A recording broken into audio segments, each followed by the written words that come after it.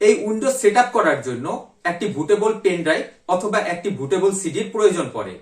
কিন্তু আজ আমি আপনাদেরকে দেখাবো কোনো প্রকার বুটেবল পেন ড্রাইভ অথবা বুটেবল সিডি ছাড়া কম্পিউটারের ভিতরে যে কোনো একটি ড্রাইভে সেই ফোল্ডারের ভিতরে উইন্ডোজের ফাইলগুলি রেখে সেই ফোল্ডারটিকে কিভাবে আমরা বুটেবল হিসাবে ব্যবহার করতে পারি সেটাই আমি আপনাদেরকে দেখাবো, এবং সেই ফোল্ডারটি থেকে আমি আপনাদেরকে উইন্ডোজ সেটআপ করে দেখাবো।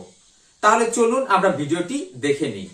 তো প্রথমে আমরা যেই উইন্ডোজটি সেটআপ করব সেই উইন্ডোজটি আমরা ডাউনলোড করে নিব। তো এর জন্য আমরা ক্রোমে চলে যাব, তারপর আমরা গুগল থেকে যেই উইন্ডোজটি সেটআপ করতে চাই সেই উইন্ডোজটি আমরা ডাউনলোড করে নিব। তো আজ আমি আপনাদেরকে উইন্ডোজ 11 সেটআপ করে দেখাবো। তো আমরা উইন্ডোজ 11টি ডাউনলোড করে নিব। আমরা একটু স্ক্রল করে নিচের দিকে আসার পরেই আমরা দেখতে পাচ্ছি ডাউনলোড উইন্ডোজ 11 ডিস্ক ইমেজ আইওসো, এই ফাইলটিকে আমরা ডাউনলোড করব। তো এখানে আমরা দেখতে পাচ্ছি সিলেক্ট ডাউনলোড, এখান থেকে আমরা উইন্ডোজ 11 সিলেক্ট করে দিব। তারপর নিচে আমরা এখানে ডাউনলোডে ক্লিক করব। তারপর এখান থেকে আমরা ল্যাঙ্গুয়েজটি সিলেক্ট করে দিব। এবার আমরা উইন্ডোজ 11 64 বিটের এটা আমরা ডাউনলোড করে নিব। আমরা দেখতে পাচ্ছি উইন্ডোজ 11 ইংলিশ ভার্সন এটা ডাউনলোড শুরু হয়ে গেছে।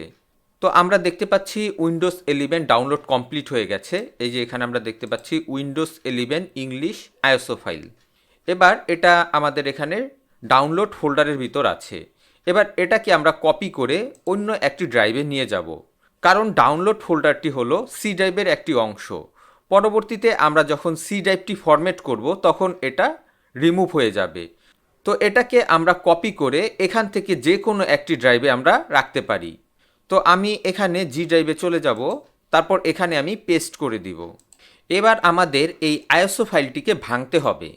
তো এই ফাইলটিকে ভাঙার জন্য আমরা একটি সফটওয়্যার ব্যবহার করব। তো এর জন্য আমরা আবার ক্রোমে চলে যাব, তারপর গুগলে আমরা উইনরার লিখে সার্চ করব। উইনরার লিখে সার্চ করার সাথে সাথে একটি ওয়েবসাইট চলে এসেছে, এখান থেকে আমরা ডাউনলোডে চলে যাব। তারপর এখান থেকে আমরা হয় 32 বিটের অথবা 64 বিটের সেটা আমরা ডাউনলোড করে নিব। এবার আমরা এই সফটওয়্যারটি ইনস্টল করব। তো এখানে আমরা ইনস্টল দেখতে পাচ্ছি, এই ইনস্টলে ক্লিক করব, তারপর ওকেতে ক্লিক করব, তারপর ডানে ক্লিক করব। আমরা দেখতে পাচ্ছি আমাদের সফটওয়্যারটি ইনস্টল হয়ে গেছে। এবার এটাকে আমরা ক্লোজ করে দিব। আমরা সব কিছু ক্লোজ করে দিয়ে আবার আমরা এই আইওসো ফাইলের এখানে চলে এসেছি। এবার আমরা এই আইওসো ফাইলটিকে উইনরার সফটওয়্যারের মাধ্যমে ভাঙবো।